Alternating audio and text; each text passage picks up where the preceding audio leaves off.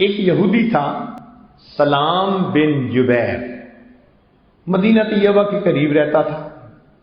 وہ وہاں سے بلاد شام آیا کہ میں کچھ تجارت کی چیز خریدوں۔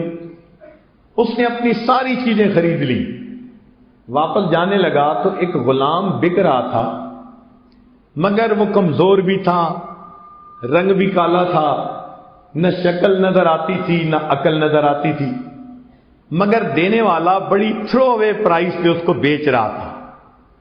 تو سلام بن جبیر نے سوچا اس کو بھی لے لیتا ہوں، کچھ نہ کچھ تو مجھے پروفٹ مل ہی جائے گا۔ وہ اس کو لے کے مدینہ طیبہ پہنچا۔ وہاں پر 3 دن میں اس کا جتنا تجارتی سامان تھا سب بک گیا۔ غلام خریدنے والا کوئی نہیں تھا۔ جو دیکھتا تھا کہ یہ کام تو کر نہیں سکتا، بیمار نظر آتا ہے، ہڈیوں کا ڈھانچہ، نہ شکل ہے نہ عقل ہے نہ علم ہے۔ چنانچہ سلام نے اس کو کہا کہ دیکھو تمہاری وجہ سے میں اپنے گھر نہیں جا پا رہا، میرا باقی کام سمٹ گیا، تم یہاں سارا دن کھڑے رہو، شاید تمہارا بھی کوئی گاہک آ جائے۔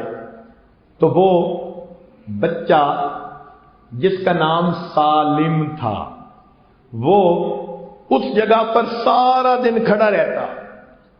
اب مدینہ کی چلچلاتی دھوپ، پسینے میں شرابور، وہ ڈی ہائیڈریٹڈ نوجوان، اٹھتی جوانی، دھوپ میں کھڑا ہے، کوئی اس کو سائے پہ جانے کی اجازت بھی نہیں دیتا تھا۔ دیکھنے والوں کو ترس آتا تھا، مگر خریدنا بھی کوئی نہیں چاہتا تھا۔ اپنے گلے کون ڈالے، پھر اس کی خبر گیری رکھنی پڑے گی۔ ایک جوان العمر لڑکی مدینہ طیبہ میں رہتی تھی جس کا نام سبیتا تھا۔ اس کے دل میں رحم تھا۔ اس نے جب 2 دن دیکھا کہ یہ لڑکا سالم یہاں پر دھوپ میں کھڑا ہوتا ہے، پسینے میں شرابور، رنگ کالا ہو گیا، سورج کی شعاع نے اس کی جلد کو جلا کے رکھ دیا، اس کو پانی پلانے والا کوئی نہیں، قسم پرسی کی حالت میں اس کا غم گسار کوئی نہیں، تو اس نے سلام بن جبیر سے پوچھا تم اس غلام کو بیچنا چاہتے ہو؟ اس نے کہا کتنے میں؟ کہنے لگا جو میں نے رقم دی اتنی بھی دے دو تو میں جان چھڑانا چاہتا ہوں۔ سبیتا نے اتنی رقم دے کے اس کو لے لیا۔ چنانچہ یہ نوجوان سالم سبیتا کا غلام بن گیا۔ سبیتا نے اس کو اپنے پاس رکھا۔ تھوڑا عرصہ گزرا تو ایک اور عرب تاجر جو مکہ مکرمہ سے شام آئے تھے وہ اپنے سامان کو لے کر واپس چلے، مدینہ طیبہ ٹھہرے۔ ان کو بھی یہ واقعہ کسی نے سنایا کہ ایک جوان لڑکی اتنی رحم دل، اس نے بچے پہ ترس کھا کے اس کو خرید لیا۔ اس کو یہ بات اچھی لگی، اس نے سبیتا کے گھر نکاح کا پیغام بھیج دیا۔ والدین کو پسند آیا۔ مکہ مکرمہ کا رہنے والا تاجر ہے، باعزت ہے، تو بچی کے لیے اتنے اچھے رشتے کہاں آتے ہیں؟ انہوں نے اپنی بیٹی سبیتا کا نکاح کر دیا۔ اس کا نام تھا ابو حذیفہ۔ وہ کچھ دن تو وہاں رہے، پھر انہوں نے کہا جی مجھے تو مکہ مکرمہ جانا ہے۔ وہ اپنی بیوی سبیتا کو بھی لے کر چلے۔ یہ سالم چونکہ سبیتا کا غلام تھا یہ بھی چل پڑا۔ مکہ مکرمہ پہنچے تو وہاں جا کر ابو حذیفہ نے ایک تبدیلی محسوس کی۔ اس کے دوستوں میں ایک دوست تھے جن کا نام تھا عثمان ابن عفان۔ وہ اس سے ملے تو صحیح مگر بڑے سرد مہری کے ساتھ انہوں نے کولڈ کارنر دیا ان کو۔ وہ جو گرم جوشی پہلے ہوتی تھی وہ نہیں تھی۔ ابو حذیفہ بڑے پریشان، عثمان بات کیا ہے؟ ہم تو ایک دوسرے کے بڑے قریبی دوست تھے، بدلے بدلے میرے سرکار نظر آتے ہیں۔ تو عثمان ابن عفان لانو نے جواب دیا کہ وجہ یہ ہے کہ میں کلمہ پڑھ کے مسلمان ہو چکا ہوں اور تم ابھی مسلمان نہیں ہوئے، تو میری اور تمہاری یہ دوستی کیسے آگے چلے گی؟ اس نے کہا کہ اچھا کیسے مسلمان ہوئے؟ کہ نبی علیہ السلام کی خدمت میں۔ ابو حذیفہ نے کہا مجھے بھی لے چلو۔ نبی علیہ السلام کی خدمت میں آتے ہیں اللہ کے نبی علیہ السلام ان کے سامنے قرآن کی تلاوت کرتے ہیں، ابو حذیفہ کلمہ پڑھ کر مسلمان ہو جاتے ہیں۔ گھر آ کر بتایا تو اس کی بیوی سبیتا بھی کلمہ پڑھ کے مسلمان ہو جاتی ہے۔ اب غلام نے جب یہ سنا، اس نے بھی کلمہ پڑھا، تو یہ پورا گھرانہ مسلمان ہو جاتا ہے۔ چند دن کے بعد نبی علیہ السلام نے عورتوں سے نصیحت کی کوئی بات کی، اس میں فرمایا کہ جو اپنے غلام کو آزاد کرے گا اللہ تعالیٰ اس کو اتنا اجر عطا کرے گا۔ سبیتا گھر آئی، اس نے آ کر اپنے غلام کو کہا کہ میری طرف سے تو آزاد ہے۔ سالم رونے لگ گئے، میری ماں نہیں، باپ نہیں، میں یہاں پردیسی ہوں، آپ بھی مجھے چھوڑ دیں گی تو میرا کیا بنے گا؟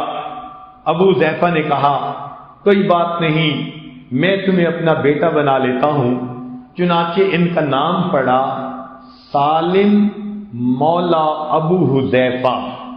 اب یہ چھوٹا بچہ جس کی دنیا کے اندر کوئی قیمت نہیں تھی، اہمیت نہیں تھی، شکل اچھی نہیں تھی، عقل اچھی نہیں تھی، دنیا اس کو گری پڑی چیز کا درجہ دیتی تھی، یہ نوجوان نبی علیہ السلام کی خدمت میں آنے لگا اور اس نے قرآن سیکھنا شروع کر دیا۔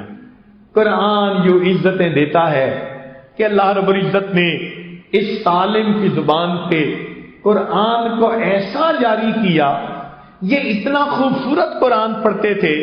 ایک مرتبہ نبی علیہ السلام نے اسے پڑھتے سنا، فرمایا سب تعریفیں ہیں اس ذات کی جس نے میری امت میں ایسے قرآن پڑھنے والے پیدا فرما دیے۔ یہ نبی علیہ السلام کے کومنٹس ہیں اس نوجوان کے بارے میں، سبحان اللہ۔ چنانچہ جب مدینہ طیبہ ہجرت ہوئی تو چند صحابہ پہلے ہجرت کر کے آ گئے تھے، عمر لانو بھی ان میں تھے، اور ان میں یہ سالم مولا ابو حذیفہ بھی تھے۔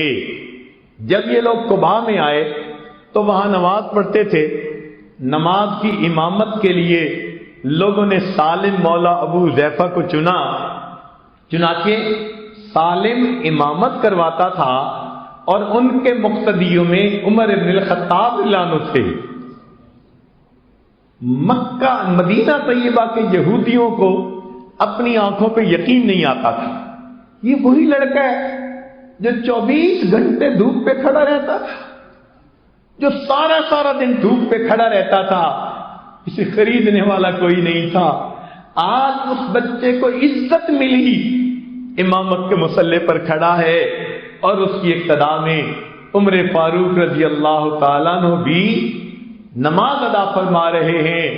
نبی علیہ السلام نے ایک مرتبہ سالم کو دیکھا، فرمایا سالم کا دل اللہ کی محبت سے پورا کا پورا بھرا ہوا ہے۔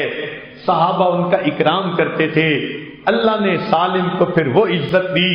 کتابوں میں لکھا ہے عمر الخطاب لانو کی شہادت کا وقت ہے، آخری وقت میں ایک ٹھنڈی سانس لیتے ہیں، فرماتے ہیں کاش سالم زندہ ہوتا۔